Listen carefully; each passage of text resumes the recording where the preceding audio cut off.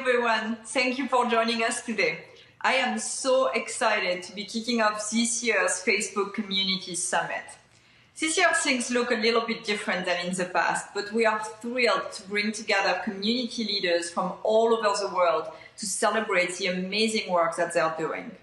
Over the last few years, I've had the honor of meeting a number of our community leaders, and I'm always so humbled and inspired by the work that you are all doing. It's leaders like Christian from the Wanted community, or Dr. Catherine Barrett from the Kindness Pandemic, or Wendy from the Intentional Parent, or Christopher from Dads with Daughters, who are changing the world for the better by bringing people together over the things that matter most to them. But before we get started with our community leader event, we've opened up this keynote to the broader public in order to share more about how we are building and fostering communities on Facebook. To kick things off, I am going to hand it over to Mark Zuckerberg for a few welcoming words. Hey everyone, I hope you're staying safe and well, and thank you for joining this year's Facebook Community Summit. In 2017, we held our first Facebook Community Summit in Chicago, and there I announced that we were changing the mission of our company to give people the power to build community and bring the world closer together. And right now, at a time when we can't be physically together with our communities, I think that this mission is more important than ever. COVID has meant that a lot more of our communities have shifted online, and for many of us, Facebook groups have been an important space to find support, share information, or just be entertained. We've seen thousands of you mobilize to help get your communities through the pandemic. There's a group that connects teachers together to share remote learning tips and discuss the process of reopening schools. There's a group that encourages social distancing by asking everyone to share the view from out their window. And there's even a group that matches unused RVs with essential workers all across the country who need temporary housing to self-quarantine. One group that helped me get through the early days of quarantine brought people together every day to sing along at a safe distance. But whether you're organizing your groups around volunteering or a passion for sing-alongs, strong online communities like the Facebook groups that you all lead help bring people closer together. And as individuals, the groups that you've all built change people's lives. They offer support and they brighten people's days. And on a collective scale, that positive impact is just massive. There are now more than 70 million group admins and moderators running active Facebook groups, and there are more than 1.8 billion people who use groups every month. So to all of you group admins joining us from around the world, I want to thank you for all of the work that you do. Groups wouldn't exist if it weren't for all of you. So thank you for your time, your energy, and the care that you put into bringing people closer together. Last year, when I shared our vision for the Facebook app, I talked about how we're going to make communities as central to the Facebook experience as friends and family. We've been working hard to make this a reality, and I am excited to share with you today all of the new tools that we've built to help make the group's experience better for you and your communities. So I'm going to hand it over to Fiji again now to share the updates that we have in store. But thank you again for joining us today, and I hope you enjoy the rest of the day. Thanks, Mark. Nearly 10 years ago to the day, we announced Facebook groups. And since then, we have seen tens of millions of active communities form on Facebook. Over half of all our users globally are members of 5 or more active groups. So whether it's your neighborhood community, your college campus, or just a group of fellow dog lovers, there is a community for you on Facebook. In recent months, we've seen the impact of online communities and their importance in helping us get through this global pandemic. When we aren't able to physically be with one another, these communities become a vital lifeline in connecting us to those we care about most. Groups have formed around nearly every topic imaginable, like, for example, parenting during quarantine, and God knows I needed help with that. Supporting small businesses in local communities, or simply coming together for light-hearted moments of inspiration. For instance, take the Learning in the Time of Corona group. This is just one of the thousands of groups that parents have joined to exchange resources, information, and inspiration, and so much more, all while managing their homes, working, and helping their kids adapt to online learning. Or we've seen groups like Shop Black Business Hub, a community of over 80,000 people coming together to connect and shop Black-owned businesses. And we've also seen a number of uplifting groups like Quarantine Karaoke, a place for more than 700,000 music lovers from all around the world who have come together to share videos of themselves singing their favorite songs at home and in their kitchen. These are just a few incredible examples that we see on our platform every day.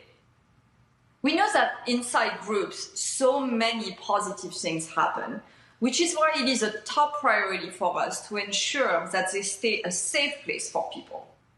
We have invested in developing proactive detection that allows us to find and take down both content and groups that break our rules. Over the last year, we have taken down more than 1 million groups for violating our community standards. We have also limited the ability for people who have repeatedly violated our rules from creating brand new groups. And for members who have any community standards violations in a group, their posts in that group will now require admin approval for the next 30 days. We know that there's more work to be done, but we are committed to ensuring everyone has a safe experience on Facebook.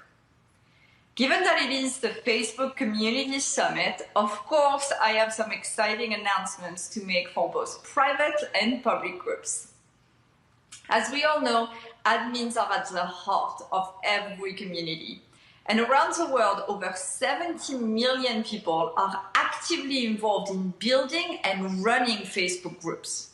But we know that admins need additional tools to effectively and more easily manage these communities in order to maintain high-quality conversations. So I am excited to announce that we're introducing Admin Assist for both public and private groups.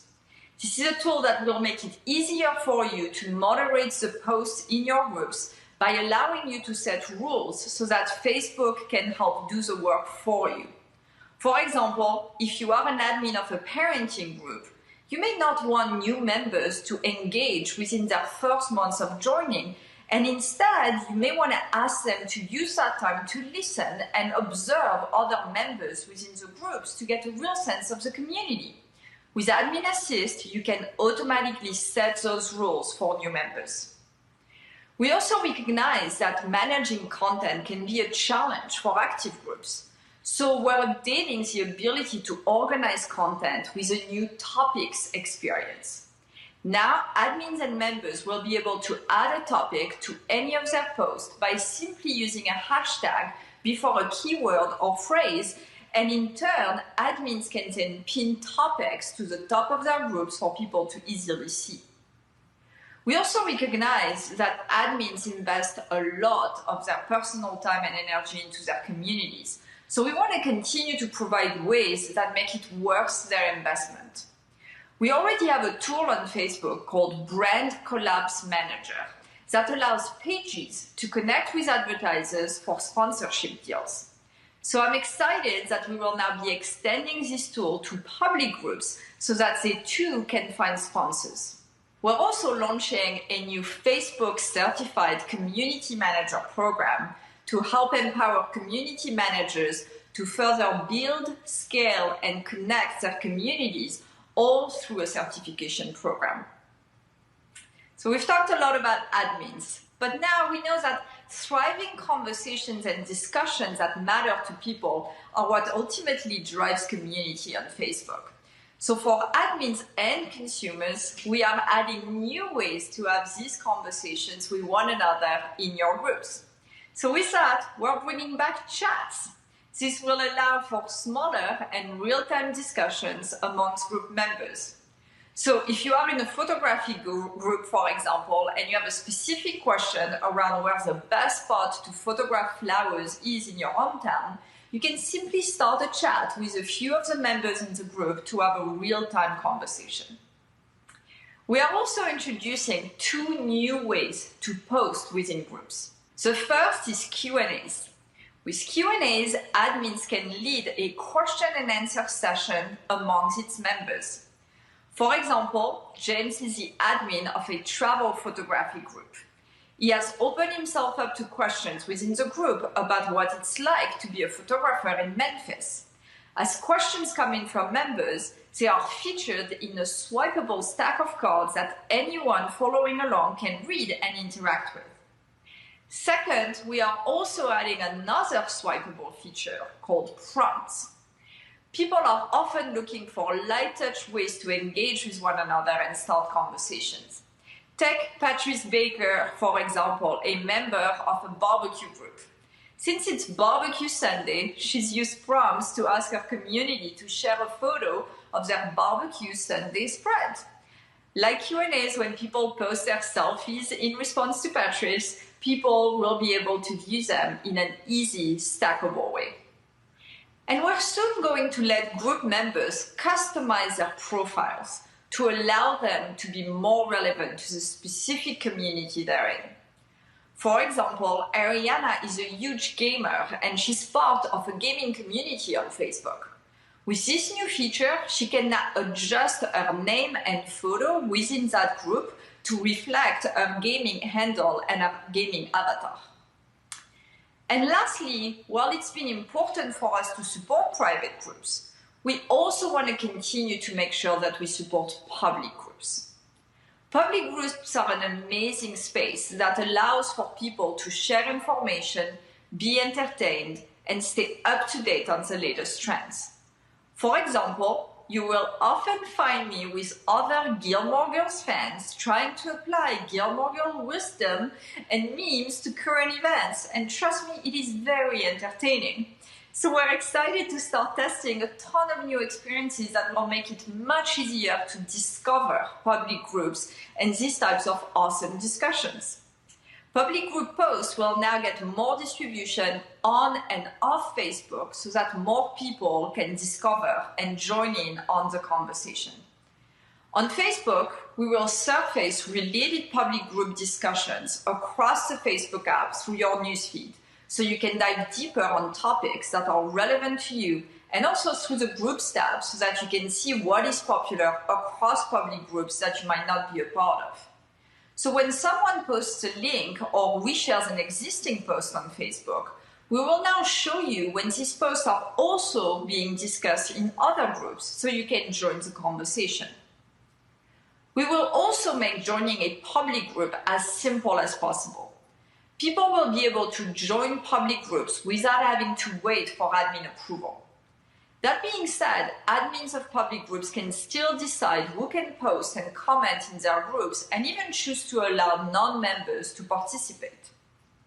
Furthermore, with the new Admin Assist feature that I mentioned earlier, admins can automatically restrict specific types of posts based on the rules that they set. These changes that we are making to public groups can help people encounter and engage in diverse discussions with those who have different backgrounds and experience than their own.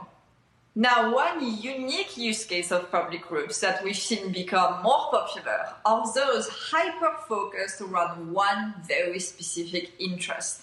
Have you ever wondered what it might be like to be a butterfly? You can join a group that's solely about pretending to be one. Or if you're a baker, join a group that's just about sharing your baking disasters. Later this year, we'll introduce a new group type that will help promote creativity, connections, and ultimately let you enjoy those smaller moments of joy in life.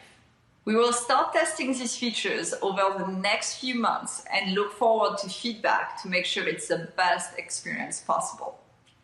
Now, that was a lot to go through, but we hope that with all of these changes, you know that our commitment to you is very strong. And ultimately, we want to help enable you to come together and form deeper relationships with one another.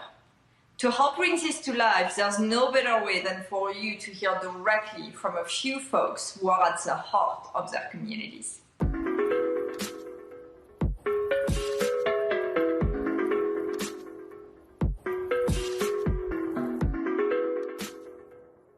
am so excited to welcome Curtis Webster and Anne Pettigrew. You both have helped build powerful communities on Facebook, and for that, we really thank you. It's such an honor to be here. Thanks for having us. Yes, thank you very much. Nice to meet you. For those of you who do not know Curtis, he founded Dads Married to Doctors. It all started thanks to a funny exchange he had with his wife, who is an ER physician, when they were discussing something she had read that made her laugh in a Facebook group she had just joined called Physician Moms Group. Right then and there, Curtis wondered, what is out there for husbands of physicians? Is there a group for people like me? And when he couldn't find anything, he decided to take matters into his own hands and created his own Facebook group. Since 2014, Curtis has fostered a community and created a global resource for fathers and husbands married to physicians.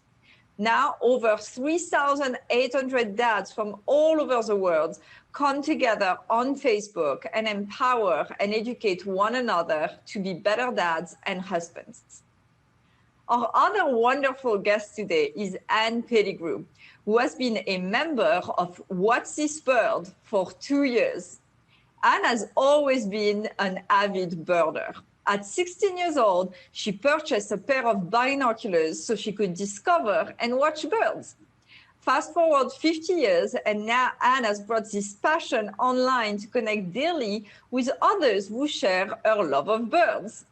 What's This Bird now has over 49,000 people, from the average kid to expert birders, who come together over their appreciation for and curiosity in birds. I'm sure we can all relate to being on a walk, seeing or hearing a bird, and wondering, what's this bird? Well, this group comes to the rescue. We are here today to talk about the importance of connecting with one another, ways in which both of your communities have come together during COVID-19, and how you, as an integral member and an admin, continue to support your groups as they grow. So I'm going to start with a question for you both before we get started into the real meat of the discussion, which is that it's been a pretty unusual year. So I'm just going to ask, how have you been doing? You know, we're actually doing really well. We're both retired, and so we don't have the stress of running a business these days. So we're trying to keep active. We don't get to see our friends, so we miss them a lot. But we're staying busy. We're working out. We're hiking with the dogs, doing a lot of photography, a lot of birding, and so we're managing. And I feel for Curtis's wife having to be in the medical field. It's got to be a lot tougher than what we have it. No, we're doing pretty good. It definitely couldn't have said that at the very beginning. It was crazy. It was stressful. I feel like my beard got a couple of shades darker with the gray, or lighter with the gray. But you know, things changed so fast, and there was just so many unknowns. I've always worked full time, so I work in IT. So I always had the opportunity to work virtual. But you know, just like my kids, when you're told you have to do something, you almost don't want to do it as much as before, right? So I'm working full time. My wife is working full time, and she's working nights and weekends in the hospital, in the emergency room. She's an emergency medicine physician. And then you throw in the fact that we have 3 girls, 11, 7, and 5, and they're all doing virtual school. Everybody's on the computer almost 24/7. So just trying to figure out and how to manage all that stuff was a lot stressful. And I'm so thankful that we had communities that we could jump into and really lean into to help us, you know, wrap our heads around what was going on with these crazy times. Well, thank you so much for everything your family does. And that actually brings me to the next question, which is, you know, so much of the toughness of this year has been played out online because people were physically disconnected, but very socially connected. And so I'm curious how you've seen the communities that you've built really come together during this time. And if you have even some anecdotes to share on how they've helped each other in your communities during this very weird year. I belong to not only What's This Bird, but also to several photography groups and other birding groups as well. And what I find fascinating about these communities is that you're talking to total strangers. And I put out the question, I was trying out a new photography editing program. and I was really struggling with it. And this woman called me from Texas. We exchanged phone numbers, and she spent 2 hours on the phone with me trying to walk me through this program. And so it's just such a neat way to connect to people, and I'm forever grateful to her for doing that. And that's just one story out of many. I've gotten pretty close to several people in each of the groups that I belong to, so it's been a lot of fun. I could totally agree with you, and the ability to connect to these different groups and jump in and kind of connect at a higher level. It's almost like when this need arose, these Facebook groups were able to jump in and fill in those gaps. And I know for us and for me particularly, I'm part of marriage groups, I'm part of parenting groups. And the nice thing is DMD brings all those together. But we even found that we had a need that could be met at a higher level. So we started a homeschool subgroup. And then we even have almost a tech support group where folks that have this ability to help us navigate this craziness with the virtual schools have been able to come in and help us to get all that stuff set up. So like you said, the ability to have these different groups to meet those needs has helped out a ton. Everything you're saying so resonates. I mean, I join even a group that is really just about memes about parenting during a quarantine. And honestly, like, I just the humor after the long 12 hours with a 4-year-old screaming in your ears. You do need some people really. Oh my gosh. Curtis, you lead very much a private support community group, and you lead more of a public community. I'm curious why you think this is so important to have more of a private space to have these conversations around supporting one another and around sometimes very personal topics that are happening in your community. You know, when I was looking at, and I almost remember distinctly sitting in my bedroom in 2014 and clicking that create button and seeing all the different options for hidden or secret or public or private, and thinking about us, especially being a medical community, being part of the physician family, I immediately realized, okay, you know, we want to make sure that our spouses are protected, but also just having a safe, or as another Facebook moderator calls it, a brave space where we can really kind of let the walls down and feel like we have that extra layer of privacy and protection, so that if we want to lean in, if we want to talk about, the kids not doing what they're supposed to do, or maybe we're not on the same page with our spouse right now like we want to be, we don't have to worry about that being something that anybody can just search across the internet or is showing up in a search engine. So I love the fact that a private option exists, and being able to do that allows us to really have those intimate, private conversations that we can enjoy, and do that with that peace of mind behind it. That makes sense. And for you, Anne, I mean, I think it's kind of the opposite. In your case, you actually want a lot of the conversations to be accessible to other people who may be developing this interest for birding. So I'm curious how you've used the functionality of the fact that this is a public group for that. Yeah, the neat thing about What's This Bird is that you have people really all over the country, and in fact some people all over the world are joining in at this point. And you have people who are true beginners, and then you have the experts. And what's really, really neat is that everybody is so kind to everybody else. And you'll have a beginner who doesn't even know, not to chastise somebody who doesn't know what a cardinal looks like, but they'll post a photograph of a cardinal, and people are as kind with that person as they are with somebody else. But what's fascinating to me is that, I've always birded in the field, of course, and I always pretty much did it by myself because that's the way I prefer to do it. And when you're out in the field, you have so much to help you identify birds. You have the habitat that they're living in, you have their songs and calls that you get to learn and bird by ear.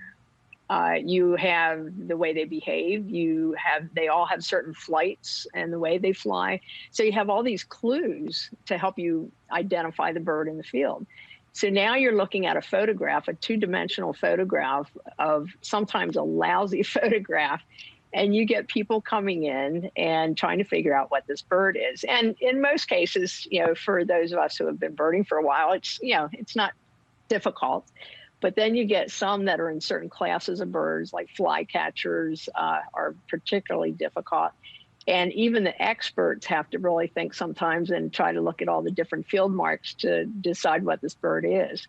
And so not only are the beginners learning, but the people like me who have been birding for years are learning also. And so it's been a great way to learn and just teach everybody else, and then they teach you. And it's a great group. I love it. Absolutely love it. That's amazing. I think that's such a great story. I mean, I'm gonna share some about my pandemic days, which is that my husband decided to surprise me for Mother's Day by buying chickens, and so that's great. That's great. Except that after a couple of weeks, one of them was starting to look incredibly different from the others. He was starting to look very much black and white, and we're like, something's off. And sure enough, there was a Facebook group that is entirely built on helping you tell if one of the chickens you bought is actually a rooster, and you should really rush. Anyways, I'm going to add that to my list. Cute. I'm going to add chickens to my list of things I can give my wife, see how she responds to that. As a private group admin, I'm curious, like, what are some of the recent tools that you've used to really bring your community together, get them to engage with each other, support each other? Are there some tools that you're particularly excited about? Most definitely.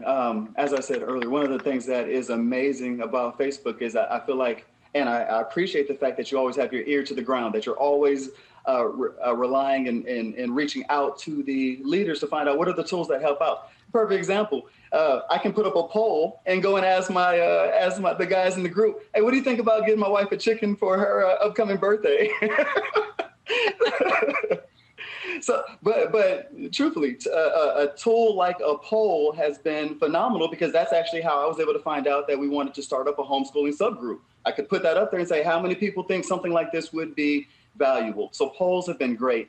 The ability to do Facebook Lives. I really believe the magic is in the conversation and is in this face-to-face communication, whether it's online or offline. And so I can do a Facebook Live, and we've been able to, I don't know if y'all are like me, but I love a good happy hour. I don't know about y'all, but we can have a virtual happy hour. I can bring the guys onto a Facebook Live. We can have a huge conversation, 50 guys on the screen, let our hair down, pour a good drink, and we can talk about what's going on. It's a great way to de-stress. But I've even been able to use those Facebook Lives and tie it with the mentorship tool. And we've even been able to bring in educational aspects. I bring in guest speakers a lot. If we know that there's a particular topic, like for instance, with the race relations and everything that was going on here in America, I was able to bring in a speaker to address that and give us tools to better handle those hard conversations and those topics. So polls, tools, Messenger and chats, so many tools. I could keep going on and on and on. Well, I love the enthusiasm. And on your side, like, what are some of the features that really keep you coming back to the group, like multiple times a day? What makes it exciting to maintain that relationship with the group? It's such an active group, I guess, because it's such a large group that people are posting constantly. And depending on the time of day, I'll jump on there. And of course, you have your notifications that will tell you whether somebody's posted. And it's actually, kind of an unspoken thing, I think, that it's become sort of a competition to see who can be the first one to identify the bird correctly. And because you'll see certain people at certain times of the day, and they're just jumping on there immediately to get to that photograph to see if they can figure out what the bird is. So, and we talk, if our group they have pretty strict rules where the conversation is supposed to be only about the identification of the bird. So if some of us want to talk further about any other subject, then we'll get on Messenger and talk privately, about certain things, and even about the birds. If we don't want to, bog down the group, we'll get on to Messenger by ourselves and talk about it further. But so I don't get into the polls and all that Curtis talked about, but certainly the group is big enough that there's constantly something being posted, which is great fun. That makes sense. Actually, I'll ask a question to Curtis, which is like, are you doing things I'd mentioned, like really connecting beyond just the topic of the group? So in your case, that would be just beyond parenting. Are you doing things to make sure that these dads connect at a deeper level, stay engaged, even beyond the direct topic of the group? Most definitely. And I think that's one of the added benefits of it being a private group, is that everybody's able to let those walls down so that we can connect at a deeper level. So we actually have over 60 subgroups within the organization, within DMD. And so we have local places where folks, especially pre-COVID, or now they can socially distance, but they can actually get together face to face.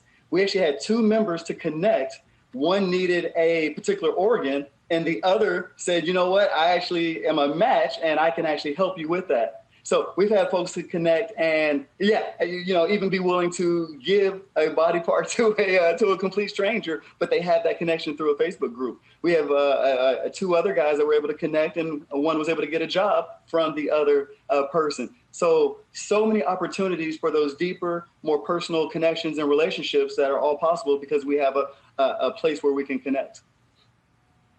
Great. Well, this has been such an enlightening conversation. I'm going to leave you with one last question, which is, given everything you're seeing, both as an admin and a member of a group, where do you think this is all going? What do you think is the future of communities online? I think, and I've learned myself since this whole COVID thing started, that there's so many groups out there. And I think as people start to see the potential to learn from these groups, from these specialty groups, and with not just the birding, but the photography and all that goes along with that, I think more and more people will start to realize what a great thing Facebook is, to have these specialty groups and the communities. And as I mentioned before, it's been amazing, the people that I have met over the last 6 months. And, I feel like we'll be friends forever.